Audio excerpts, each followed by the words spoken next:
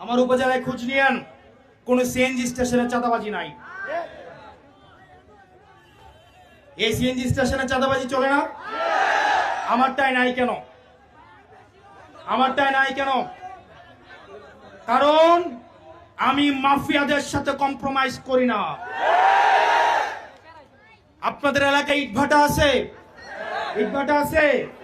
এগুলো চলতেছে না? আমার এলাকায় খোঁজ নিয়েন, ইটভাটা দেখে দেখে সেগুলো ভেঙে ফেলা হচ্ছে। আমার এলাকায় কেন ভাঙতে পারি? কারণ আমি মাফিয়ার কাছে বিবেক বর্গা দিয়ে ভোটে জিতি নাই। আমার জন্য ভোট দিয়েছে মা বোনেরা, আমার কেন্দ্রগুলো পাহারা দিয়েছে যুবক ভাইয়েরা, মাদ্রাসা পড়ুয়া শিক্ষার্থীরা। আমার জন্য মায়েরা নিজে টাকা তুলে আমার জন্য সিএনজি ভাড়া দিয়ে ভোট দিতে আসছে।